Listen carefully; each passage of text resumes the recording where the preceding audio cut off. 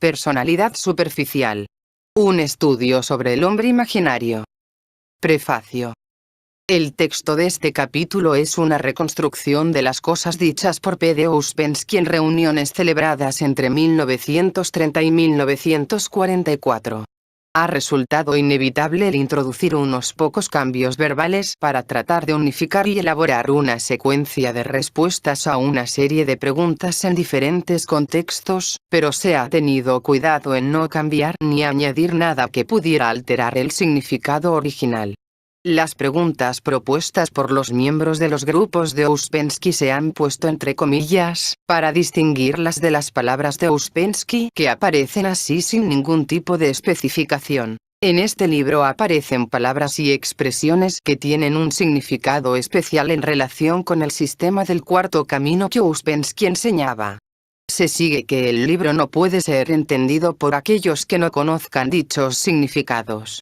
No se intenta ningún tipo de explicación en este lugar, primero porque el libro va dirigido a aquellos que ya conocen el lenguaje, y segundo porque ya se encuentran explicaciones de los términos especiales en las obras publicadas de Ouspensky, particularmente en La psicología de la posible evolución del hombre, Nueva York, 1950, y Londres, 1951. 1. La meta de este sistema es llevar al hombre a la consciencia. La consciencia es una cierta cualidad presente en todo hombre normal. Es realmente una expresión diferente de la misma cualidad que la conciencia, solo que la conciencia trabaja más en el lado intelectual y la consciencia lo hace más en el moral, es decir, en el lado emocional. La consciencia ayuda a un hombre a darse cuenta de lo que está bien y de lo que está mal en su propia conducta. La consciencia une a las emociones entre sí. Podemos experimentar en el mismo día un buen número de emociones contradictorias, tanto agradables como desagradables, sobre el mismo tema, ya sea una detrás de otra, ya simultáneamente, y no notamos las contradicciones debido a la ausencia de consciencia. Son los amortiguadores los que impiden a un yo o personalidad el percatarse de otro, pero en un estado de consciencia no podemos evitar el ver las contradicciones. Recordaremos que por la mañana hemos dicho una cosa, otra por la tarde y todavía otra por la noche, pero en la vida ordinaria no recordamos, y si lo hacemos, insistimos en que no sabemos qué es lo que está bien y mal. Se accede a la consciencia destruyendo a los amortiguadores, y los amortiguadores se destruyen a través del autorrecuerdo y de la no identificación. Tanto la idea de consciencia como la idea de amortiguadores precisan de un largo estudio, pero cuando se habla del lado moral de este sistema, lo que debe entenderse desde el principio es que el hombre debe tener un sentido del bien y del mal. Nada puede hacerse por él si no lo tiene. Él tiene que empezar con un cierto sentido moral, un sentido de lo recto y de lo equivocado, para poder conseguir más. Debe entender en primer lugar la relatividad de la moral ordinaria, y en segundo lugar debe percatarse de la necesidad de un bien y de un mal objetivos y permanentes, entonces mirar a las cosas desde el punto de vista de este sistema. La consciencia está en la esencia, no en la personalidad, mientras que el centro magnético está en la personalidad, no en la esencia. El centro magnético se adquiere en esta vida. Está en la parte intelectual del centro emocional, aunque quizá también en la parte intelectual del centro intelectual, y se construye a base de influencias B. ¿Tiene uno que eliminar amortiguadores para despertar a la consciencia?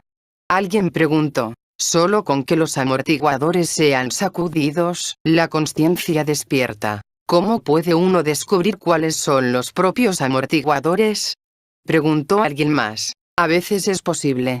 Si uno entiende bien qué son amortiguadores, puede encontrar los suyos propios.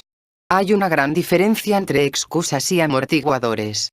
Las excusas pueden ser distintas cada vez, pero si la excusa es siempre la misma, entonces se convierte en un amortiguador. Los amortiguadores están conectados con la consciencia. Usamos la palabra consciencia generalmente en un sentido convencional, en el sentido de un hábito emocional educado. En realidad, la consciencia es una capacidad especial que todo el mundo posee, pero que nadie puede usar en el estado de sueño. Incluso si accidentalmente sintiéramos por un momento la consciencia, resultaría ser una experiencia muy penosa, tan penosa que inmediatamente querríamos vernos libres de ella. Aquellos que tienen chispazos ocasionales de consciencia inventan todo tipo de métodos para verse libres de ese sentimiento. Este no es otro que la capacidad de sentir al mismo tiempo todo lo que de ordinario sentimos en diferentes momentos. Traten de comprender que todos nuestros diferentes yoes albergan sentimientos diferentes. Un yo siente que le gusta algo, mientras que otro lo odia y para otro más resulta indiferente. Pero nunca sentimos tales cosas al mismo tiempo porque entre ellas hay amortiguadores. Gracias a esos amortiguadores no podemos usar la consciencia, no podemos sentir al mismo tiempo dos cosas contradictorias que sentimos en momentos diferentes. Si sucede que alguien llega a sentirlas, la consecuencia es que sufre. Así, en nuestro estado actual, los amortiguadores son incluso cosas necesarias sin las que uno se volvería loco. Pero con la comprensión sobre los mismos, y preparándose propiamente, después de algún tiempo uno puede empezar a destruir las contradicciones y a derribar los amortiguadores. La ruptura de un hábito mecánico, bueno o malo, puede resultar incómoda, porque tenemos hábitos mecánicos, tales como reglas de conducta y preceptos morales, que sacamos de nuestra educación. Por consiguiente, en la mayor parte de los casos no experimentamos la consciencia. Tenemos demasiados amortiguadores. Como ya he dicho, estos constituyen particiones entre nuestras actitudes emocionales, y la experiencia de la consciencia implica ver 100 cosas al mismo tiempo. Las particiones desaparecen y todas las contradicciones internas se ven al mismo tiempo. Pero esto es muy desagradable, y como el principio general de la vida es el de evitar las sensaciones y tomas de consciencia desagradables, salimos corriendo para evitar verlas. De este modo creamos amortiguadores internos. Las contradicciones que se ven en sucesión no aparecen como tales. Tienen que verse al mismo tiempo. Somos máquinas y debemos ver en dónde podemos cambiar algo, porque en todo tipo de máquina siempre hay un punto por donde es posible empezar. A veces la gente pregunta si en nosotros hay algo permanente. Hay dos cosas, amortiguadores y debilidades. A las debilidades a veces las llamamos rasgos, pero en realidad no son más que debilidades. Todo el mundo tiene una, dos o tres debilidades particulares. Y toda persona tiene ciertos amortiguadores que le pertenecen. Ella consiste en amortiguadores, pero algunos son particularmente importantes porque entran en todas sus decisiones y en su manera de entender. Tales rasgos y amortiguadores son todo lo que puede llamarse permanente en nosotros, y tenemos suerte de que no haya nada más que sea permanente, porque todos ellos pueden ser cambiados. Los amortiguadores son artificiales, no son orgánicos. Fundamentalmente se adquieren por imitación. Los niños empiezan a imitar a los adultos, y así crean algunos de sus amortiguadores, otros son creados inconscientemente por educación. Si fuera posible poner a un niño entre gente despierta, este no caería dormido. Pero en las condiciones en que vivimos, la personalidad imaginaria, o el yo imaginario, aparece normalmente en un niño a la edad de 7 u 8 años. A veces la gente pregunta si podemos ver a los amortiguadores en nuestro estado actual de conciencia. Podemos verlos en otras personas, pero no en nosotros mismos. 2. El hombre está dividido en 4 partes: cuerpo, alma, esencia y personalidad. La personalidad y la esencia no parecen estar separadas, pero podemos estudiar lo que pertenece a la esencia y lo que atañe a la personalidad. La idea del alma como un organismo separado, controlando al cuerpo físico, no puede decirse que esté basada en nada. Hasta el siglo XVII, lo más aproximado a la idea del alma era lo que se llama esencia. El término alma se usa en este sistema solo en el sentido de principio vital. La esencia, la personalidad y el alma, tomadas conjuntamente, corresponden a lo que antes solía llamarse alma. Pero se suponía que el alma tenía una existencia separada del cuerpo, mientras que en este sistema no suponemos que esencia, personalidad y alma tengan una existencia aparte del cuerpo. Se dice que cuando un hombre muere, o cuando cualquier otra cosa muere, hombre o cucaracha, da lo mismo, su alma, es decir, su principio vital, va a la luna.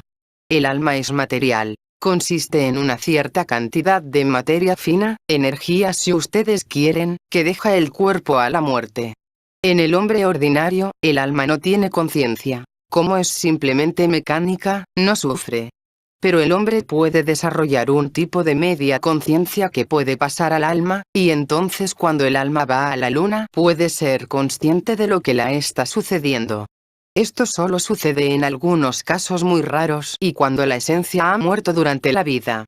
De este modo el alma puede sacar algo de sustancia de la esencia. De hecho, hay muchos otros que matan a la esencia y son realmente muertos en vida, pero esto no nos concierne aquí. Así que hablemos de lo que supone crear luna en uno mismo. En primer lugar, ¿qué es la luna? ¿Cuál es la función lunar en relación al hombre individual? ¿Qué sucedería si esta función de la luna fuera a desaparecer? ¿Sería o no beneficioso? Sabemos, por ejemplo, que la luna controla todos nuestros movimientos, de modo que, si la luna desapareciera, no seríamos capaces de realizar movimiento alguno, colapsando como marionetas con las cuerdas cortadas. Debemos comprender que todo esto se aplica al ser. ¿Cuáles son las características de nuestro ser? El principal rasgo de nuestro ser es que no es uno, sino muchos. Si queremos trabajar en nuestro ser, si queremos hacerlo corresponder mejor con nuestro fin, debemos intentar hacernos uno. Pero esto no es sino una meta muy lejana. ¿Qué significa hacerse uno? El primer paso, que dista a sí mismo mucho de estar cerca, es crear un centro permanente de gravedad.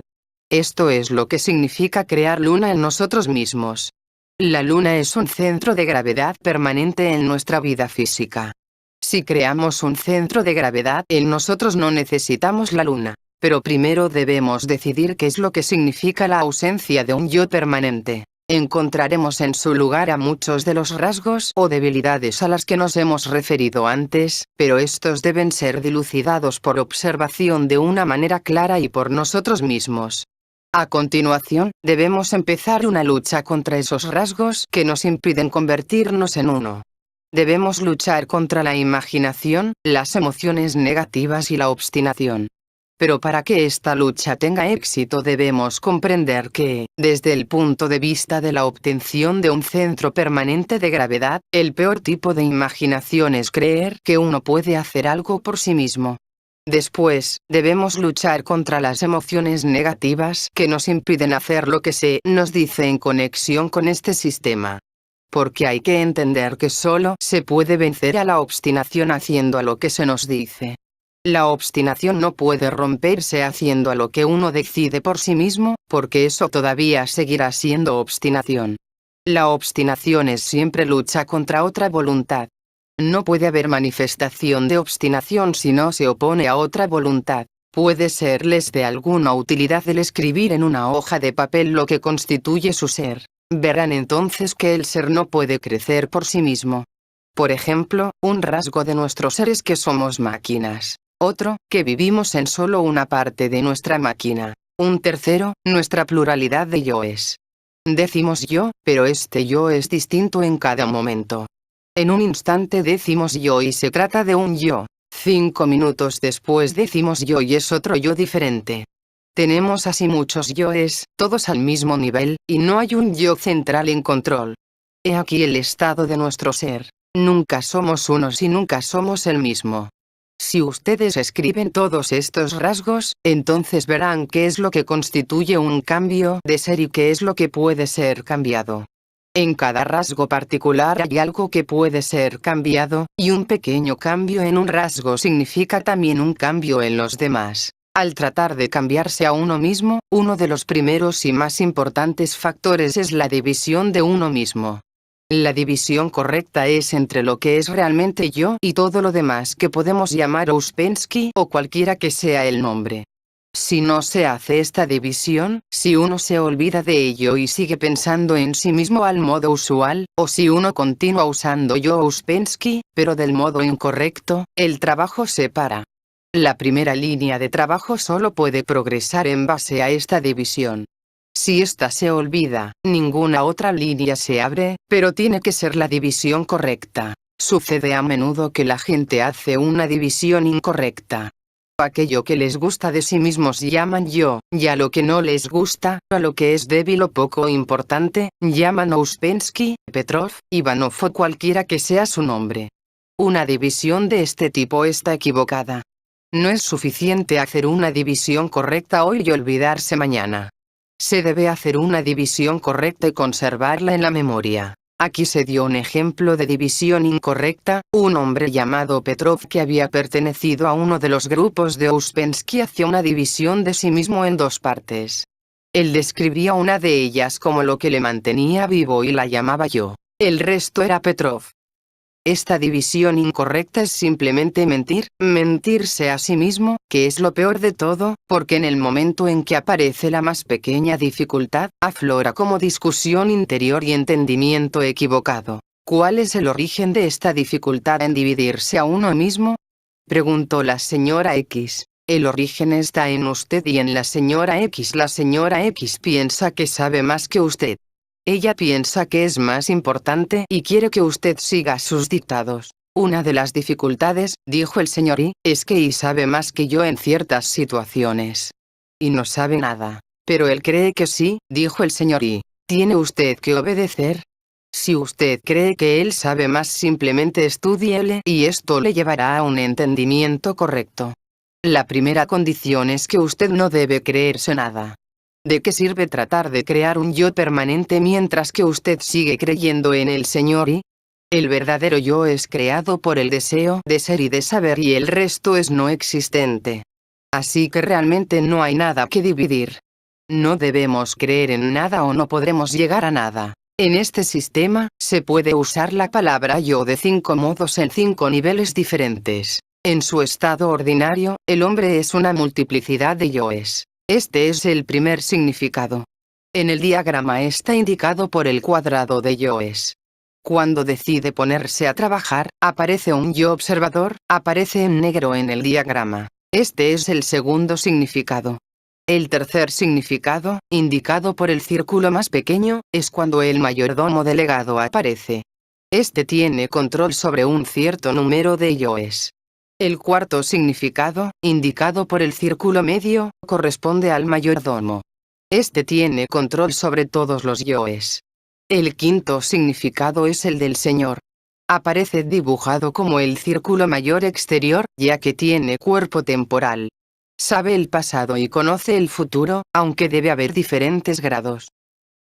3. En este sistema, como ya se ha explicado, hacemos una división entre yo y Jones, yo y Smith, y así sucesivamente, según cuáles sean nuestros nombres. Lo que debe entenderse es que Jones, Smith, Ivanov, Petrov, etc., son la personalidad falsa que tiene cada uno de nosotros, pero esta división no debe ser confundida con la división entre esencia y personalidad. Esencia es aquello con lo que nacemos, nuestras capacidades e incapacidades. Tiene que ver con el tipo, y también con el cuerpo físico. No se puede trabajar directamente sobre ella.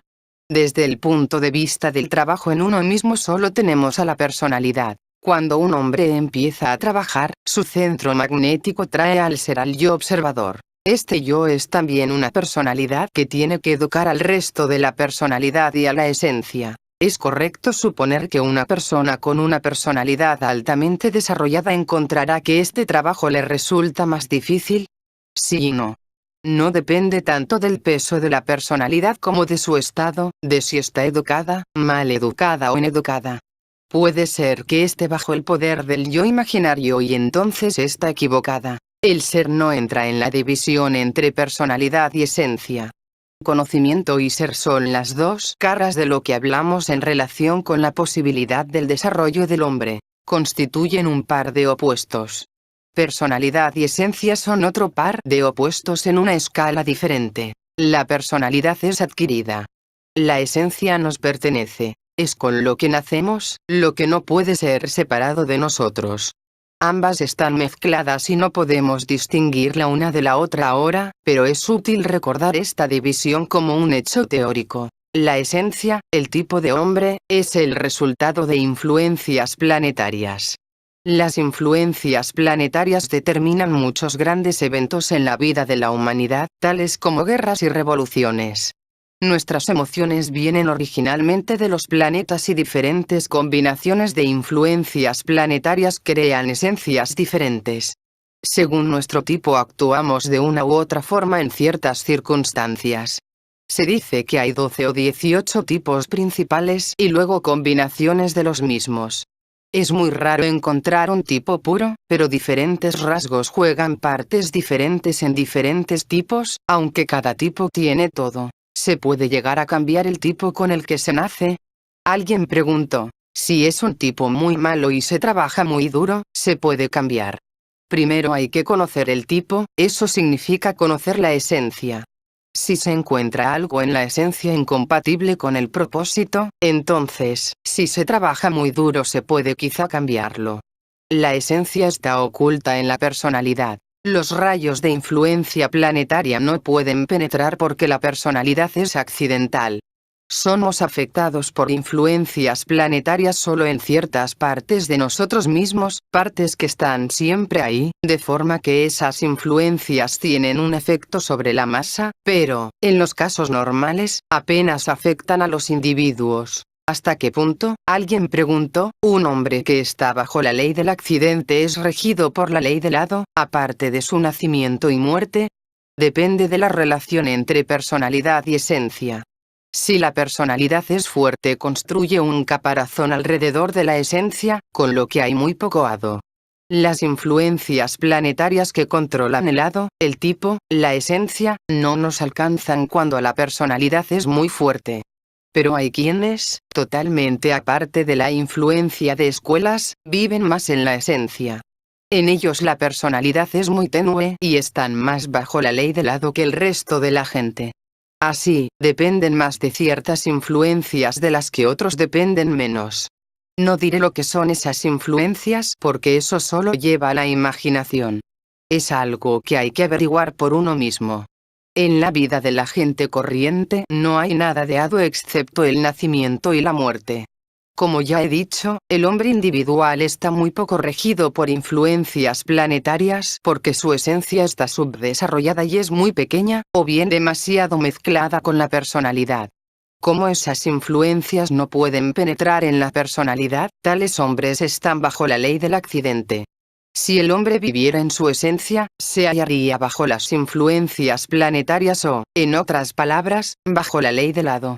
El que esto sea o no ventajoso es otra cuestión. Puede ser mejor en un caso y peor en otro. Generalmente es mejor. Pero los rayos planetarios no pueden penetrar en la personalidad. Son reflejados por ella. Respondiendo a una pregunta sobre influencias planetarias y astrología, Ouspensky dijo, la combinación de influencias produce la combinación de tipos. No sabemos en qué consisten, ni tampoco podemos averiguarlo levantando un horóscopo. Eso sería algo como psicoanálisis medieval. Pero las combinaciones vienen de los planetas, ¿verdad? Sí, originalmente. Todas nuestras emociones y todas nuestras ideas vienen de los planetas. Ellas no han nacido aquí. ¿Se debe intentar vivir según las propias emociones, o, por el contrario, se debe siempre tratar de encontrar una buena razón para lo que se está haciendo? Es difícil de decir. Las emociones pueden ser diferentes y la capacidad de controlar la propia vida puede ser diferente. Muy a menudo resulta ser imaginaria. Con frecuencia preguntas tales como ¿debo hacer esto o aquello? Son completamente artificiales, porque solo hay un modo en el que uno puede hacer. A menudo uno cree que puede hacer algo en una o en otra dirección, pero en realidad solo hay un camino abierto a la propia acción. Uno no tiene control. Pero volviendo a la pregunta misma, pienso que un buen punto de partida sería el siguiente punto de vista. Ver a qué tipo de emociones se está usted refiriendo, si son emociones que pertenecen a la esencia o a la personalidad. Y muy a menudo, no siempre, pero muy a menudo, se puede confiar en las emociones pertenecientes a la esencia y no en las de la personalidad.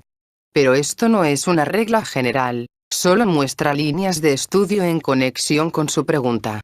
La pregunta misma indica la línea por la que su pensamiento debe discurrir. Debe usted pensar en la esencia y en la personalidad.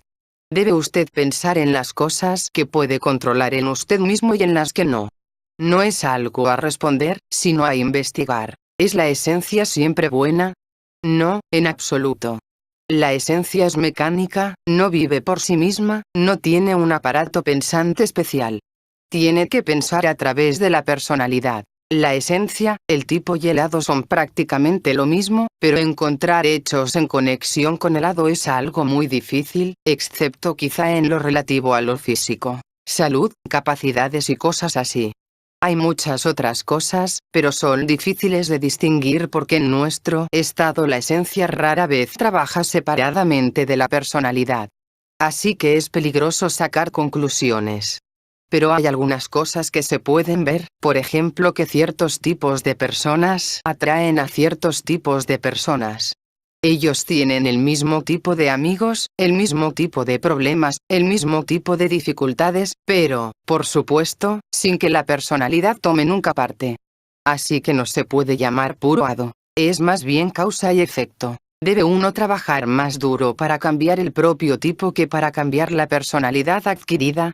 Si es que es necesario, pero quizá el tipo está perfectamente bien.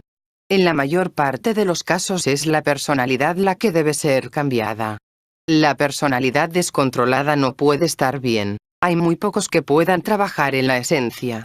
No es para estos exactamente una ventaja, porque les resulta muy difícil. Por lo general, trabajamos en la personalidad. Este es el único trabajo que podemos hacer, y si trabajamos nos lleva a algún lado. ¿Resulta la esencia igual de cambiada que la personalidad cuando tratamos de cambiar nuestro ser? Tenemos que trabajar en la personalidad, pero la esencia resulta afectada si realmente cambiamos algo. ¿Dijo usted que la personalidad es todo mentira? No, lo que dije es que la personalidad es casi toda artificial, igual que la esencia es casi toda real. ¿Son nuestros yoes parte de la personalidad o de la esencia? Ambas cosas. Hay yoes que pertenecen a la esencia y otros a la personalidad. ¿Están conectados con distintos centros? Preguntó la misma persona. Ciertamente. Hay yoes intelectuales, yoes motores y yoes instintivos. Un yo es simplemente un deseo. Pero esta distinción es solo por conveniencia. Puede usted olvidarla si quiere, pero es algo así. Considere simplemente que los yoes son pequeños y que la personalidad es ya un conjunto de deseos más complicados. ¿Está el centro instintivo estrechamente conectado con la propia esencia? Sí, controla las necesidades de la esencia. ¿Es la inteligencia parte de la esencia? Hablando en general, sí. Pero me gustaría saber qué es lo que usted entiende por inteligencia. Si digo que sí, usted no podrá aplicarlo. Permanecerá como capital muerto. ¿Puede la inteligencia aumentarse o crecer mediante ciertos tratamientos? Preguntó la misma persona. Eso es a lo que me refiero. Si hablamos de nosotros, veremos que la inteligencia pertenece a la esencia y a la personalidad de una forma muy mezclada, aunque en sentido cósmico una cantidad de inteligencia es dada a cada esencia. 4. El hombre vive sometido a un gran número de leyes. Físicas, fisiológicas, biológicas, leyes creadas por el hombre mismo, y así sucesivamente, hasta que llegamos a las leyes de la vida personal y finalmente al yo imaginario. Esta es la más importante ley que gobierna nuestra vida y nos hace vivir en la no existente séptima dimensión. Un gran número de fuerzas o influencias actúan sobre el hombre en un instante cualquiera, aunque éste se haya controlado principalmente por la imaginación. Nos imaginamos ser diferentes de lo que somos, y eso crea ilusiones. Pero también hay leyes necesarias. Estamos limitados a cierta comida y a cierta cantidad de aire, a cierta temperatura, y así sucesivamente. Estamos tan condicionados por influencias que tenemos muy poca libertad de elección. Es necesario que cambiemos nuestra actitud interna. Aquellos que viven exclusivamente bajo influencia A, y que si se encuentran con influencias B las toman al mismo nivel que las influencias A, generalmente mueren en esta vida. Puede que estén físicamente vivos, pero eso no significa que su esencia pueda desarrollarse. ¿Tiene la misma apariencia la gente muerta que los demás? ¿Viven como nosotros? Sí, absolutamente. Porque tienen alma y los restos de esencia. Ellos pueden hacerse un seguro. Usted habló antes de crear un yo permanente. ¿Eso qué significa? Significa que cuando uno diga yo pueda estar seguro de que es el mismo yo cada vez. Porque ahora usted dice yo quiero esto, y media hora después yo quiero aquello. El yo es completamente diferente. Hay una cosa que es usted y hay muchos yoes imaginarios. Este usted es lo que realmente es, y debe aprender a distinguirlo. Puede que sea muy pequeño, muy elemental, pero usted debe encontrar algo definido y permanente, y suficientemente sólido en usted mismo. Si usted recordara todo lo que se ha dicho, se recordaría a sí mismo al cabo de 10 semanas. Por ejemplo, coja el estudio de la falsa personalidad. Este es uno de los métodos más rápidos. Cuanto más entienda a la falsa personalidad, más se recordará a sí mismo. Lo que impide el autorrecuerdo es, en primer lugar, la personalidad falsa. La personalidad falsa no puede o no quiere recordarse a sí misma, y no quiere dejar hacerlo a ninguna otra personalidad. Así, trata de parar el autorrecuerdo. Coge alguna forma de sueño y lo llamas autorrecuerdo. De ese modo se siente feliz. La personalidad falsa es algo especial. Usted está opuesto a ella. Debe, por tanto, hacerse desaparecer o, al menos, no debe tener parte en este trabajo. Esto se aplica a todos y todo el mundo debe empezar de este modo. Lo primero es conocer a la propia personalidad falsa y de ningún modo confiar en ella, en sus ideas, palabras y acciones. Esta no se puede destruir, pero se puede hacer pasiva durante algún periodo de tiempo, y luego poco a poco ir debilitándola. La personalidad falsa no existe en realidad, pero nos imaginamos lo contrario. Existe por sus manifestaciones, pero no como parte de nosotros mismos. No intenten definirla o se perderán en palabras, pero es necesario tratar con hechos. Las emociones negativas existen, pero al mismo tiempo no existen. No hay un centro real para ellas. Esta es una de las desdichas de nuestro estado. Estamos llenos de cosas no existentes. Alguien dijo que a veces dudaba de la autenticidad de su interés por el trabajo. Podría estar mintiéndose a sí mismo. Ouspensky respondió: solo usted puede responder a eso, y solo si no olvida los principios fundamentales diciendo yo sobre algo, cuando en realidad es solo uno de los yoes. Tiene que conocer a otros yoes y recordar sobre ellos. Si se olvida de esto, se olvida de todo. En tanto recuerde esto, podrá recordar todo. Olvidarse de esto es el gran peligro, y un ligero cambio en algo es suficiente para hacer que todo esté equivocado. Algunos grupos de yoes son útiles, otros son artificiales y los hay patológicos. Todo el mundo representa diferentes roles. Todos tenemos 5 o 6 roles en nuestra vida. Los representamos inconscientemente, o si intentamos hacerlo conscientemente, pronto nos identificamos con ellos y entonces continuamos representándolos inconscientemente. Todos esos papeles juntos constituyen el yo imaginario. La personalidad falsa es el yo imaginario. Alguien preguntó si los estados superiores de conciencia podían producir gente más completamente mala o gente más completamente buena por igual. Ouspensky respondió: no. Eso es falso. La gente mala solo puede ser producida por un incremento de la mecanicidad. El autorrecuerdo no puede producir resultados equivocados siempre que se mantenga su conexión con otras ideas del sistema, pero si uno omite una cosa y toma otra del sistema, por ejemplo, si uno trabaja seriamente en el autorrecuerdo sin conocer la idea de la división de yoes, de modo que uno se toma a sí mismo como uno, como una unidad, desde el principio, entonces el autorrecuerdo producirá resultados incorrectos y puede incluso llegar a producir una falsa cristalización y hacer el desarrollo imposible. Hay, por ejemplo, escuelas o sistemas que, aunque no lo formulan de este modo, están de hecho basadas en la personalidad falsa y en la lucha contra la consciencia. Un trabajo tal debe llevar a resultados equivocados. Al principio producirá un tipo de fortaleza, pero hará que el desarrollo de la consciencia superior sea imposible. La personalidad falsa destruye o distorsiona la memoria. El autorrecuerdo es algo que debe estar basado en la recta función. Al mismo tiempo, debe trabajarse en el desarrollo de la personalidad falsa. Desde el principio se sugieren y explican varias líneas de trabajo y todas se deben seguir al tiempo. No se puede hacer una cosa y dejar de hacer otra. Todas son necesarias para crear esta correcta combinación, pero primero debe darse una comprensión de la falsa personalidad y una lucha contra la misma. Supongamos que uno intenta recordarse a sí mismo y no quiere hacer esfuerzos contra la falsa personalidad, entonces todos sus rasgos entrarán en juego, diciendo: no me gusta esta gente, no quiero esto, no quiero aquello, etc. No habrá entonces trabajo, sino todo lo contrario. Si uno intenta trabajar de este modo falso, puede llegar a hacerse más fuerte de lo que era antes, pero en tal caso, cuanto más fuerte se vuelve, menor es la posibilidad de desarrollo. Una fijación antes del desarrollo, he aquí el peligro.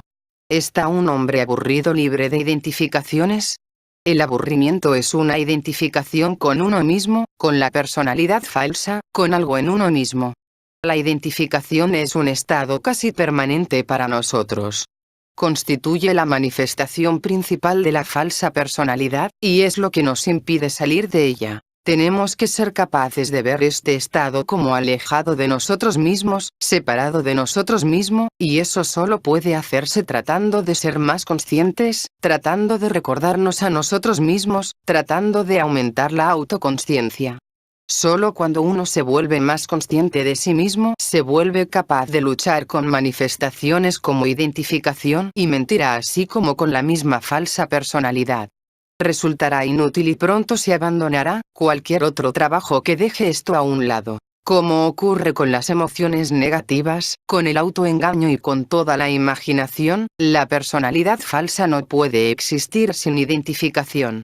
Hay que entender que la falsa personalidad es una combinación de todas las mentiras, rasgos y yoes que nunca pueden ser útiles en ningún modo o sentido, ni en la propia vida ni en el trabajo, como las emociones negativas. ¿Está la personalidad falsa basada por completo en las emociones negativas? En la personalidad falsa hay muchas cosas además de las emociones negativas. Por ejemplo, siempre hay malos hábitos mentales, pensamiento equivocado. La personalidad falsa, o partes de la personalidad falsa, está siempre basada en un pensamiento equivocado. Al mismo tiempo, si se la quitaran las emociones negativas, la personalidad falsa colapsaría. No podría existir sin ellas. Entonces todas las emociones negativas brotan de la personalidad falsa. Sí, ciertamente. ¿Cómo podría ser de otro modo? La personalidad falsa es, por así decir, un órgano especial para las emociones negativas, para desplegar las emociones negativas, para disfrutar de las emociones negativas, para producir las emociones negativas. Recordarán que yo dije que no hay un centro real para las emociones negativas. La personalidad falsa actúa como un centro para las emociones negativas. ¿Cómo puede uno superar el engaño de la personalidad falsa? Debe usted conocer todos sus rasgos primero y luego debe usted pensar correctamente. Cuando usted piense correctamente encontrará modos de superarlo. No debe usted justificarla. La falsa personalidad vive de la justificación, incluso de la glorificación de todos sus rasgos. En casi todos los momentos de nuestra vida, incluso en los periodos de quietud, estamos siempre justificándola, considerándola legitimada y excusándola de todas las formas posibles. Esto es a lo que me refiero cuando hablo de pensamiento equivocado. Así que lo primero es conocer la falsa personalidad y luego pensar correctamente acerca de ella. Se debe conocer lo que es, ubicarla, por así decir. Este es el primer paso. Y, como ya he dicho, hay que tomar conciencia de que todas las identificaciones, todas las consideraciones, todas las mentiras a uno mismo, todas las debilidades, todas las contradicciones visibles o invisibles, todas ellas son personalidad falsa. Además, todas las formas de obstinación pertenecen a la falsa personalidad, así que más pronto o más tarde hay que sacrificarlas. ¿Dijo usted que todos nuestros gustos y disgustos están en la falsa personalidad?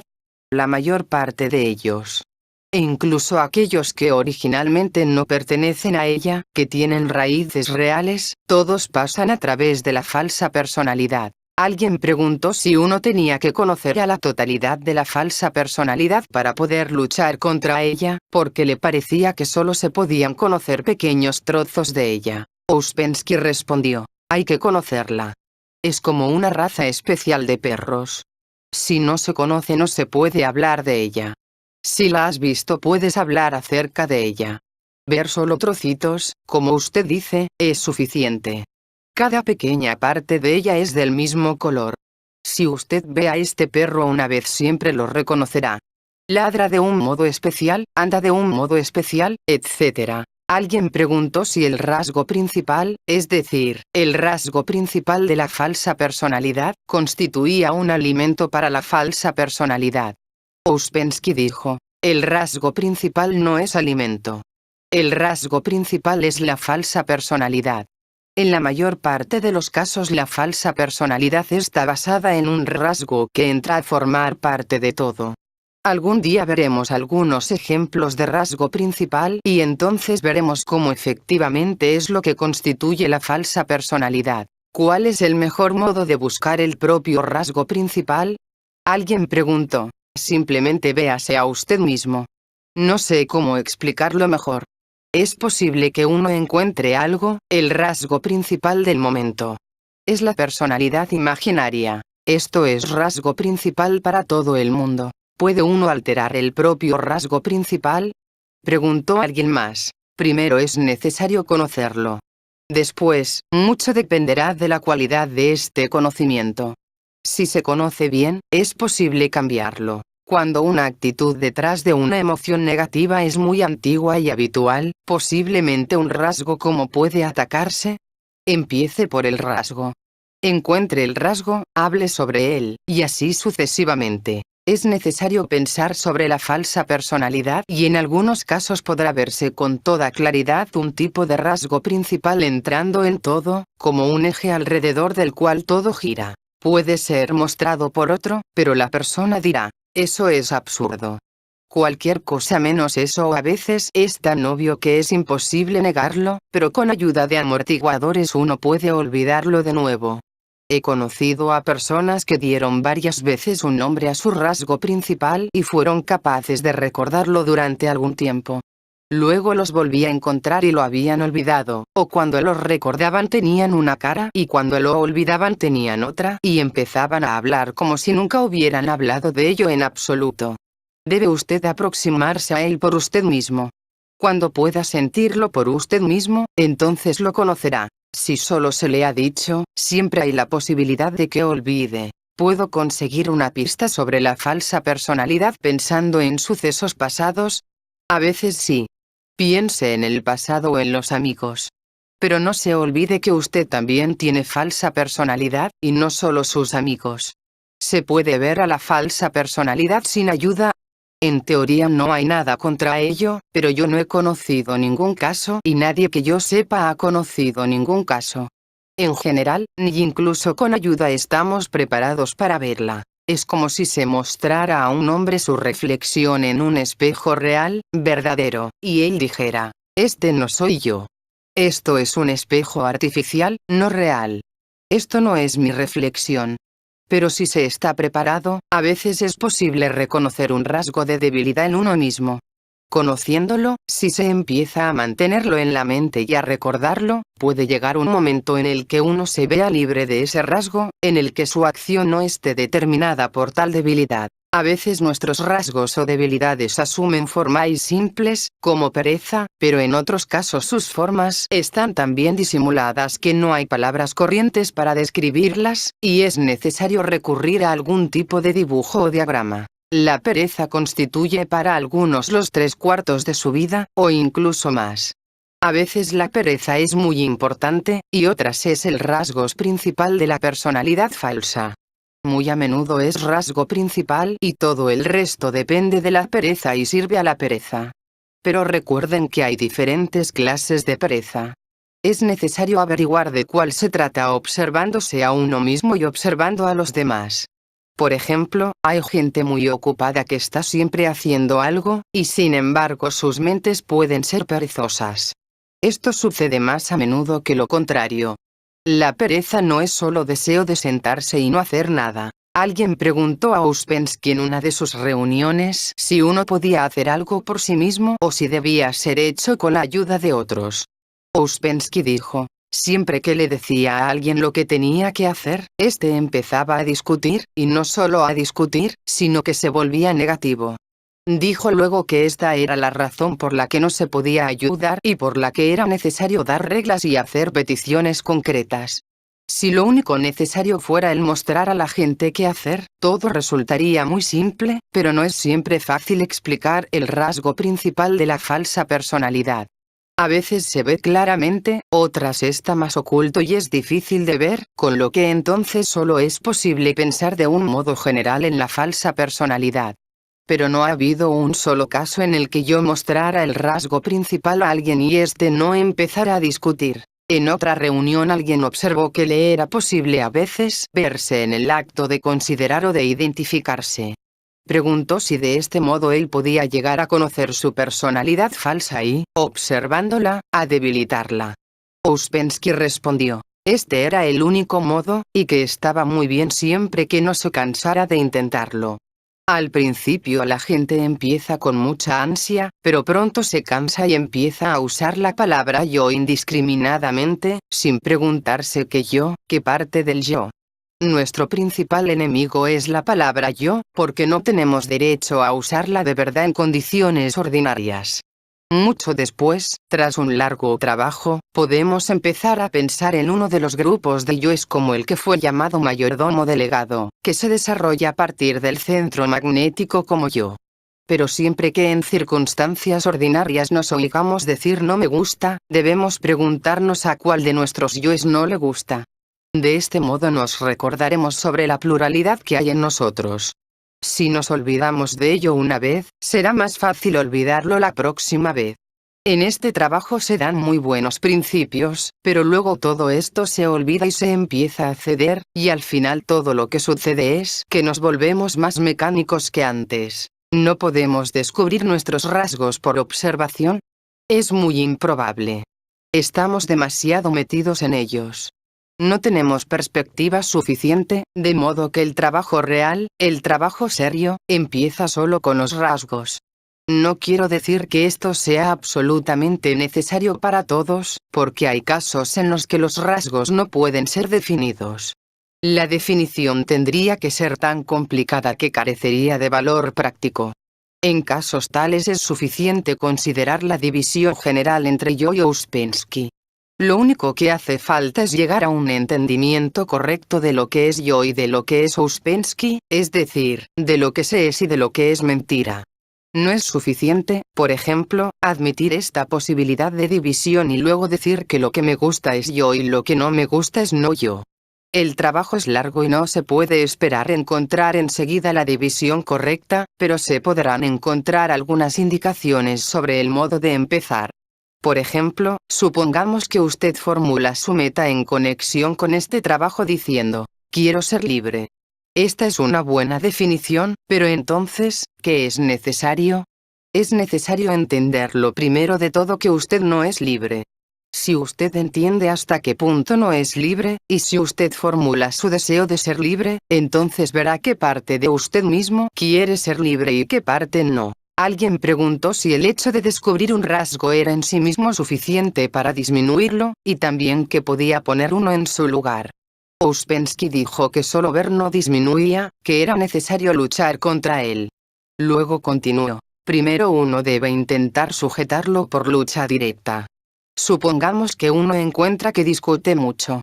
Entonces uno debe dejar de discutir. Eso es todo. ¿Por qué poner algo en su lugar? No hay necesidad de poner nada en su lugar excepto el silencio. Una mujer habló de que ella disfrutaba con una personalidad inútil aun a sabiendas de que era inútil. Ouspensky dijo: en tal caso, puede usted luchar contra esta personalidad fortaleciendo otras que se le opongan. Suponga que usted tiene un cierto rasgo definido contra el que desea luchar y que intenta encontrar algún otro rasgo incompatible con él y que sin embargo sea útil. Si en su equipamiento presente no encuentra usted nada suficientemente fuerte como para ponerlo contra aquel, busque en su memoria. Suponga que usted encuentra algún rasgo que sea incompatible con aquel del que usted desea librarse, y que además sea útil, entonces simplemente reemplace uno por el otro. Pero puede suceder que incluso entonces ambos puedan llegar a una convivencia feliz. Uno puede asomarse por la tarde, el otro por la mañana, y así no encontrarse nunca. Solo hay un peligro real.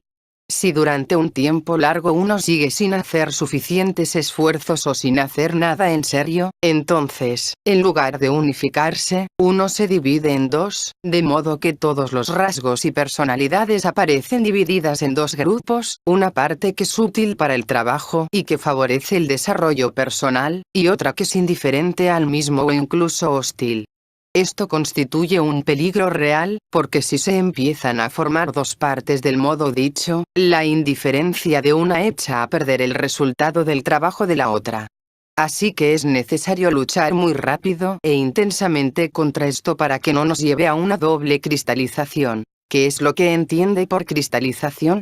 Usamos esta palabra en un sentido particular. Cualquier rasgo puede cristalizar al igual que lo hacen los amortiguadores. El término proviene de la terminología teológica. A veces resulta útil. Creo que todo el mundo aquí habrá oído algo sobre cuerpos sutiles: astral, mental, causal. La idea es que el hombre no tiene más que el cuerpo físico y que el crecimiento consiste en el desarrollo de cuerpos superiores. Así el hombre número 5 corresponde a la cristalización del cuerpo astral, el hombre número 6 a la cristalización del cuerpo mental y el número 7 a la del cuerpo causal. Pero, hablando de la cristalización de rasgos, una persona puede tener muy buenos y bellos rasgos y sin embargo detrás de ellos puede tener un pequeño rasgo de falsa personalidad que haga que el trabajo le sea muy difícil, más difícil quizá, que para otros sin tales brillantes rasgos. La personalidad falsa puede pretender el tener un interés en el trabajo, puede tomar las cosas por sí mismas y llamar a alguna acción mecánica y negativa autorrecuerdo o algo así. Pero lo que no puede hacer es trabajo útil. Tan solo podrá estropear el trabajo de personalidades que trabajen y consigan resultados. El sistema a la luz de la falsa personalidad es completamente diferente, convirtiéndose en algo que fortalece a la falsa personalidad y debilitando el sistema real para el individuo. Desde el momento en que la falsa personalidad asume el sistema para sí misma, empieza a añadir una palabra aquí y otra allá. No pueden imaginar lo extraordinario que tales ideas resultan cuando se me repiten. Una palabra omitida de una formulación constituye una idea muy diferente, y con ella la falsa personalidad queda plenamente justificada y puede seguir haciendo lo que le parece. Aumenta nuestra capacidad para el trabajo en la misma medida en que seamos capaces de debilitar a la falsa personalidad. Todo lo que uno puede conseguir lo puede hacer solo a expensas de la personalidad falsa. Después, cuando ésta no esté presente, se pueden conseguir muchas cosas a expensas de otras diferentes, pero durante mucho tiempo uno tiene que vivir, por así decir, a expensas de la personalidad falsa. ¿Es la falsa personalidad la principal barrera para ser consciente? En principio sí. Pero también muchos hábitos mecánicos. A veces incluso hábitos mecánicos en otros centros. Si uno pudiera eliminar a la personalidad falsa, alguien empezó. Usted no puede eliminar nada. Eso sería lo mismo que tratar de cortar su cabeza. Pero puede hacer que la personalidad falsa sea menos insistente y menos permanente. Si en cierto instante usted siente el peligro de manifestación de la personalidad falsa y puede encontrar un modo de pararla, eso es lo que usted tiene para empezar. La cuestión de la eliminación no se plantea. Eso está conectado con cosas muy diferentes. Debe usted aprender a controlar las manifestaciones. Pero si alguien piensa que puede hacer algo y al mismo tiempo rehúsa trabajar para adquirir este control, las cosas se vuelven peores para él. Uno puede manifestar entusiasmo sobre lo que tiene que hacer hasta que averigua qué es lo que tiene que realizar. Entonces se vuelve muy negativo e intenta evitarlo o explicarlo de algún otro modo. Esto es lo que hay que entender claramente. La personalidad falsa se defiende a sí misma. Hay que entender también que uno no puede ni siquiera empezar a trabajar tal como es en su nivel presente. Hay que cambiar primero alguna que otra cosa. Pero solo se puede saber qué cambiar como resultado de las propias observaciones, lo cual es diferente para cada individuo. A veces aparece muy claro qué es lo que debe ser cambiado y entonces la lucha comienza, porque la personalidad falsa se defiende a sí misma. Para luchar contra la personalidad falsa haga usted cualquier cosa que a esta no le guste y así averiguará muy pronto qué es lo que le disgusta. Si usted insiste, la personalidad falsa se irritará más y se mostrará a sí misma más y más claramente, de modo que muy pronto no quedará ninguna duda sobre ella. Pero si no se hace nada para poner en jaque a la personalidad falsa, esta crece. No puede menguar por sí misma. Sus gustos pueden cambiar, así como otras cosas, pero seguirá creciendo. Este es el único desarrollo que tiene lugar en la vida mecánica, nada más. 5. Hablemos de la relación que hay entre la personalidad falsa y otras partes del hombre. En cada momento, el desarrollo de todo hombre procede por lo que podría llamarse una tríada estática. Esta tríada se llama estática porque, en ella, el cuerpo, el alma y la esencia siempre están en el mismo sitio y actúan como la fuerza neutralizante, mientras que las demás fuerzas cambian solo muy lentamente. De modo que la tríada completa está todo el tiempo más o menos en el mismo sitio. El primer triángulo representa el estado del hombre en la vida ordinaria. El segundo, cuando empieza a desarrollarse. Hay largos periodos de tiempo entre los estados del primer y segundo triángulo, y todavía más entre ellos y el tercero. De hecho, hay muchos estados intermedios, pero los tres mostrados son suficientes para ejemplificar el modo de desarrollo en relación con la personalidad falsa. Es necesario recordar que ninguno de estos estados es permanente. Cualquiera de ellos puede durar, digamos, una media hora y luego otro diferente puede venir, para ser de nuevo seguido por otro estado. El diagrama solo pretende mostrar cómo va el desarrollo. Sería, asimismo, posible el continuarlo más allá del yo permanente, porque el yo permanente tiene también muchas formas. La tríada está constituida por el cuerpo, el alma y la esencia en el vértice superior. En el segundo vértice está el yo. Esto es, los muchos yoes que son la persona, dicho de otro modo, todos los sentimientos y sensaciones que no forman parte de la personalidad falsa. El tercer vértice del triángulo es ocupado por la personalidad falsa, es decir, por la idea imaginaria de uno mismo. En el hombre corriente, la personalidad falsa se llama a sí misma yo, pero si el hombre se muestra capaz de desarrollo, después de un tiempo, un centro magnético empieza a crecer en él. Él puede llamarlo intereses especiales, ideales, ideas o algo por el estilo.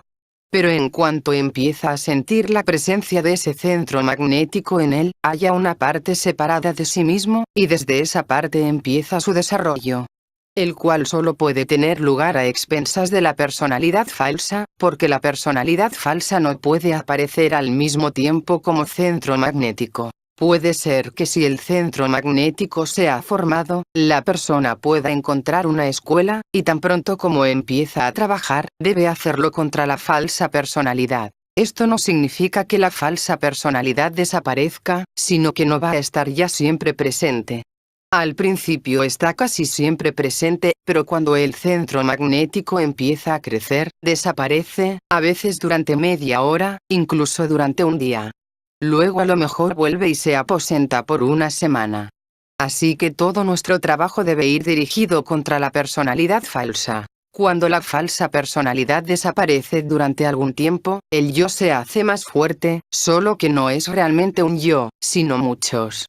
Contra más largos sean los periodos de desaparición de la falsa personalidad, más fuerte se hace el yo compuesto por muchos yoes. el centro magnético puede transformarse en mayordomo delegado, y cuando el mayordomo delegado adquiere control sobre la falsa personalidad, transfiere realmente todas las cosas innecesarias al lado de la personalidad falsa, y solo las cosas necesarias permanecen en el lado del yo. Después, en un estadio posterior, puede ser que el yo permanente ocupe el vértice del yo con todo lo que a él pertenece. Entonces habrá muchos yoes en el vértice de la personalidad falsa, pero sobre ello no podemos decir mucho ahora. Habrá un yo permanente con todo lo que a él pertenece, pero no sabemos qué es ello. El yo permanente tiene funciones muy diferentes, un punto de vista muy diferente de todo aquello a lo que estamos acostumbrados. La tríada estática nos muestra que, en relación con las diferentes manifestaciones de la personalidad falsa, está teniendo lugar un trabajo personal o una degeneración, pero que el cuerpo, el alma y la esencia permanecen los mismos todo el tiempo. Después de algún tiempo ellos también resultarán afectados, pero no participan en los estadios iniciales. El cuerpo seguirá siendo el mismo cuerpo, la esencia cambiará después, pero no entra en juego al principio del trabajo. Según este sistema, la esencia solo entra en tanto que está mezclada con la personalidad. No la consideramos separadamente porque, como ya se ha explicado, no tenemos medio de trabajar en la esencia aparte de la personalidad. ¿Qué es? Alguien preguntó, lo que hace que el yo real empiece a desarrollarse y la personalidad falsa a receder.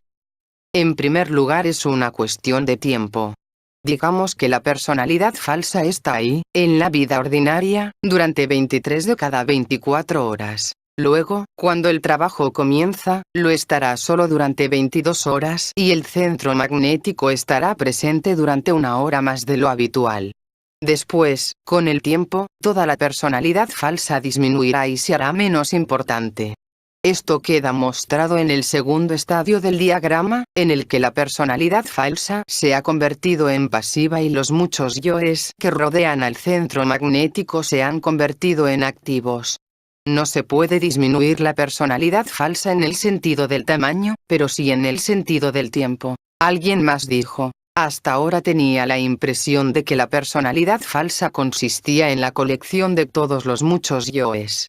Este diagrama ha hecho que las cosas me resulten más oscuras. Entre todos estos muchos yoes hay bastantes que son pasivos y que pueden ser el principio de otra personalidad. La personalidad falsa no puede desarrollarse. Toda ella es errónea. Es por esto por lo que se dice que todo el trabajo tiene que ser contra la personalidad falsa. Si se fracasa es porque no se ha prestado suficiente atención a la personalidad falsa, no se la ha estudiado, no se ha trabajado contra ella. Dicha personalidad está hecha de muchos yoes y todos son imaginarios. No entiendo qué es lo que quiere decir con yoes pasivos. Me refiero a yoes que están controlados por algún otro yo activo. Por ejemplo, las buenas intenciones están controladas por la pereza. La pereza es activa, las buenas intenciones pasivas. Aquel yo, o combinación de yoes en control, es activo. Los yoes que son conducidos o llevados son pasivos. Es así de simple. El diagrama representa un estado, luego un estado ligeramente diferente y de nuevo otro estado diferente. Con ayuda de este diagrama se pueden así ver tres estados diferentes del hombre, empezando por el más elemental. En este último la personalidad falsa es activa y el yo es pasivo. El cuerpo, el alma y la esencia siempre permanecen neutralizando. Cuando, tras muchas vicisitudes, aparece el yo permanente, entonces el yo pasa a ser activo, los muchos yoes pasan a ser pasivos y la personalidad falsa desaparece. Entre estos dos casos extremos pueden dibujarse muchos diagramas, y lo que es todavía más, hay varias posibilidades. Se le preguntó a Ouspensky si había un lugar en la tríada estática en el que un grupo de yoes desconectados del centro magnético fuera activo y la falsa personalidad pasiva. Él contestó que cuando decía que ciertos grupos de yoes o personalidades se convertían en activos, se refería a aquellos que estaban centrados alrededor del centro magnético. Primero, el centro magnético mismo, luego todos esos yoes que se sitúan alrededor del centro magnético, están opuestos a la personalidad falsa. Después, en cierto momento, el centro magnético se convierte en activo y la personalidad falsa en pasiva. El centro magnético es una combinación de un cierto grupo de intereses. El centro magnético no le lleva a usted, porque llevar significa progreso y usted permanece en un sitio. Pero cuando las cosas vienen, entonces con la ayuda del centro magnético usted es capaz de ver qué es que o si está interesado o no en una cosa. Puede usted entonces tomar una decisión. Antes de entrar en el trabajo, el centro magnético ha alcanzado un punto que lo transforma en un cierto grupo de intereses. Cuando uno se encuentra con el trabajo de escuela, se interesa en él, y entonces desaparece como centro magnético, porque el centro magnético en sí es débil. Este diagrama pretende describir los estadios iniciales del trabajo, y así solo he incluido en él algunas de las combinaciones posibles. Por ejemplo, en el primer triángulo tenemos una tríada compuesta por cuerpo, alma y esencia, igual, personalidad falsa, y yoes. Ahora bien, suponiendo que estos yoes estén ya divididos en ciertos grupos, entonces uno de esos grupos es el centro magnético. Luego hay otros grupos, puede que no adheridos, pero tampoco hostiles al centro magnético, los cuales pueden existir y evolucionar con el tiempo en algo mejor. Los grupos de yoes que son siempre hostiles y siempre perjudiciales constituyen la personalidad falsa misma. Alguien preguntó si el cambio de una a otra forma de tríada estática dependía de un cambio de ser. Sí, todo pequeño cambio es un cambio de ser, aunque esta expresión se aplica generalmente a los cambios más serios e importantes. Cuando hablamos de cambios de ser nos referimos, por ejemplo, a un cambio de hombre número 1, 2 o 3, a hombre número 4. Esto es un cambio que afecta al modo de ser, pero, por supuesto, este gran salto consiste en muchos saltos pequeños. La tríada estática nos representa. Ella muestra el estado del propio ser, lo que se es en un momento determinado. Uno de los puntos, cuerpo y esencia, es siempre el mismo, pero la relación entre los otros dos cambia. Si el cuerpo y la esencia son normales, permanecen imparciales, sin tomar partido por uno u otro lado, pero si hay algo malo en ellos, entonces están del lado de la falsa personalidad. En un estado de duda hay que recordar intentar sacar a relucir otros yoes que aporten una cierta valoración. Este es el único modo de vencer las dudas. Para evolucionar hay que tener una cierta capacidad de valoración. La única aproximación práctica consiste en pensar en los diferentes lados de uno y hallar aquellos que pueden trabajar por contraste con los que no. Hay personas con valores reales, otras con valores falsos y otras sin valores en absoluto. Pasa lo mismo con los diferentes yoes. Algunos valoran cosas reales, otros equivocadas y otros no valoran nada. Mucha gente se pasa la vida estudiando sistemas y estructuras verbales y nunca llegan a las cosas reales. Las 3/4 partes, o los 9/10, de nuestro conocimiento ordinario no existen en realidad, solo existen en la imaginación. La toma de conciencia del estado de sueño es la única cosa importante. Es necesario encontrar modos de despertar, pero antes hay que percatarse de que se está dormido. Hay que comparar el sueño con la vigilia. Todas las ideas del trabajo empiezan con la idea de sueño y la posibilidad de despertar. Todas las demás ideas de la vida, pueden ser elaboradas o inteligentes, pero todas son ideas de gente dormida producidas por otra gente dormida. El sueño es el resultado de muchos factores. División de personalidades, diferentes yoes, contradicciones, identificaciones, etc. Pero lo primero de todo, pura y sin ninguna teoría, es la toma de conciencia del estado de sueño.